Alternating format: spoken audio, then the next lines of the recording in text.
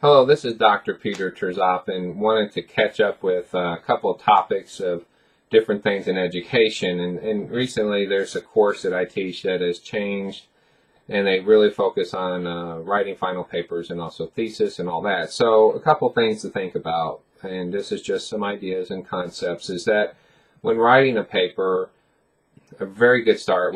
People used to use outlines back in the day, but it kind of faded out, in my opinion, in the 90s, and it was a miserable experience in almost every way you can think of, at least from my perspective. So I'm glad to see that those things are passing. Sometimes you'll see a resurgence of it as someone who really fell in love with them when they were growing up and think they really help. But there are a lot of extra effort for very, in my mind, minimal return. And in today's more efficient world, we tend to look for things that help us speed things up. And one way to do that is when you get like a paper, any paper, but especially final papers, is lay out that intro, the different various sections of your paper that are required, and a conclusion. And then, of course, your references. And when you have that and you really work on that, a lot of people just shoot them in there and they go, oh, look how fast that went. But that's really the structure or the bones or the real how you develop that paper. It's kind of like an outline, but very simplistic.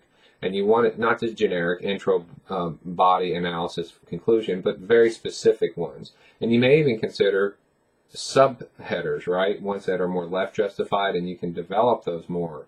But you might add those as you go and say, well, this section is a lot bigger than I thought, but it's still under the same topic, but I'll start using subheaders. And what that really does is it helps you to write that paper more efficiently. Paragraphs roll up to that header. And then, of course, the reader can say, okay, I understand where you're at. This is your intro. This is where this is going. And especially if you're grading it, it helps us to connect up those parts of the paper. Another way to do that is read the paper and what it requires. If it says you're studying this topic, that might be a header. If it says you got to touch the following things, 1, 2, 3, 4, those might be headers. And so the paper assignment should allow you some concept of where this is going.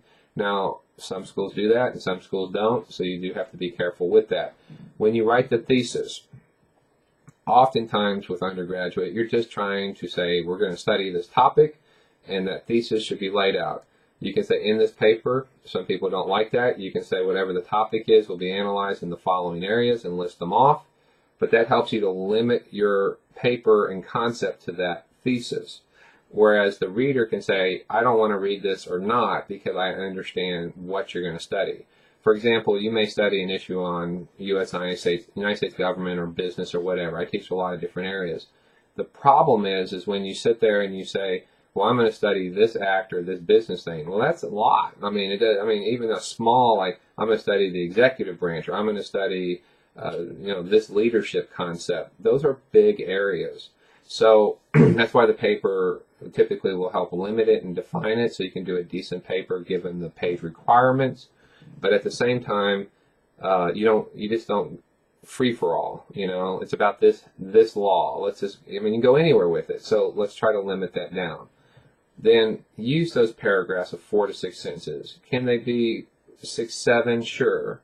But you want to make sure that everything in that paragraph is related to that concept of that paragraph. You want to develop the paragraph, cite in the paragraph, develop after you cite, and then go to the next one.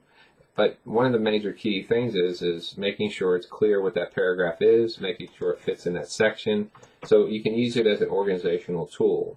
If you have a header and you have a paragraph and say, well, I got to do another one, don't make that one longer. Just start another paragraph that helps roll up to that header. That's why we use the headers.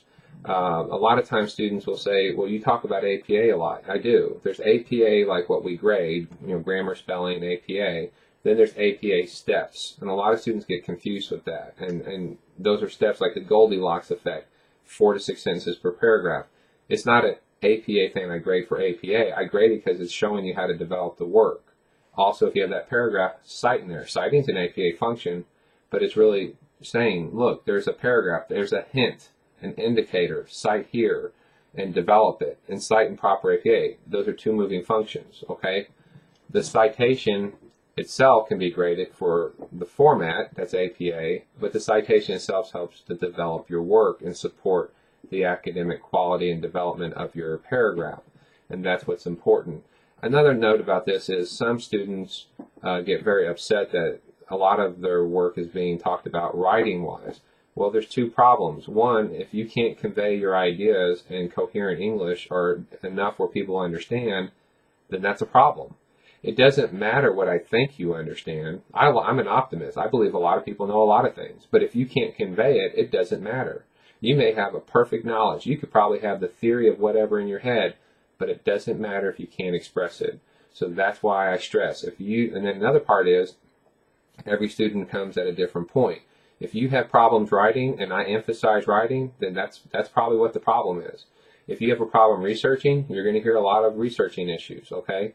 You have to accept that not everybody's in the same place. They all come at different points, and that might be something that, maybe yours is more written, maybe someone's more analytical, maybe someone's more research, but that's just the way it works. So things you can do to reduce all these things is to use a library or Google Scholar for the most scholarly sources. Typically textbooks fit in that as well. Use Perl writing program that helps you to really do the formatting correct and cut all those issues out. And then really look at how do you develop it, how do you proofread, grammar check, spell check, all that type of stuff. There's all these easy things to do to help clean up a paper. At the end of the day, I told a student just yesterday, or when you see this video, it might be a few days or years, depending on when you see it, but I just told someone the other day, a student, that professors don't fly over like a jet. I mean, I guess there are some that are not good professors, and they just kind of whiz over the top and say that kind of looks like it's good.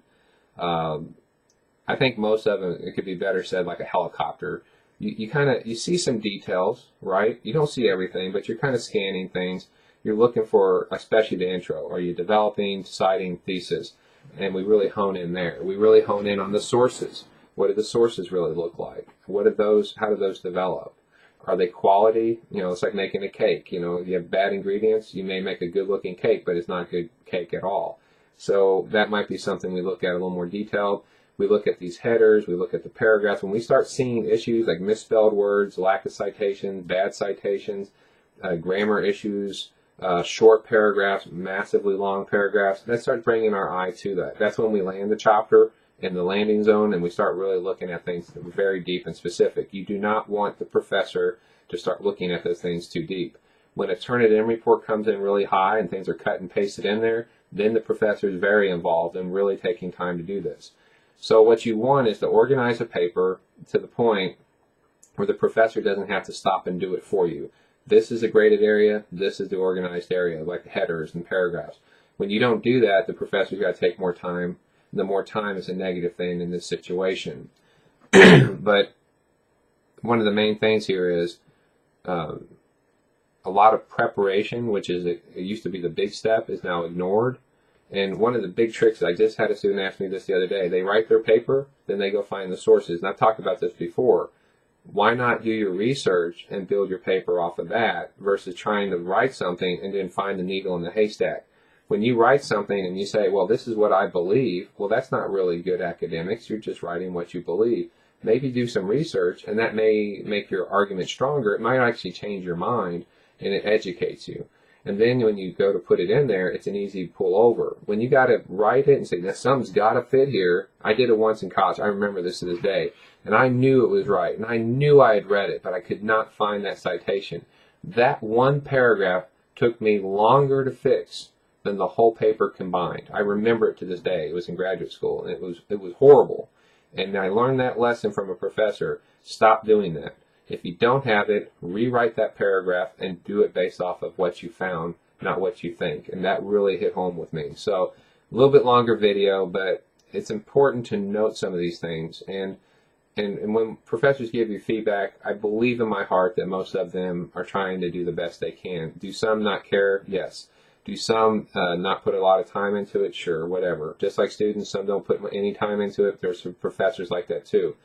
But at the end of the day, I think most professors really do care. Listen to what they're saying. If we celebrate diversity of student ideas, we also have to celebrate the diversity of professor ideas. And that they're trying to give you something that's important to them and say, this is what's important. Some are time-oriented, turn it on time. Some are, it has to be written perfect English. Some are perfect references. Some don't care. And they just give whatever rainbow and whatever A's and B's. They don't care. I call it unicorns. Unicorns, butterflies, and, all these things, and rainbows. it's okay, because that combination should really move you into a better location, a better spot. So having said all that, that might help with some of the, like, compiling a bunch of different videos together. And I just got this idea off of talking to a student yesterday and basically expressing all these things here. So thank you very much for that idea. Hope this helps out, and best of luck.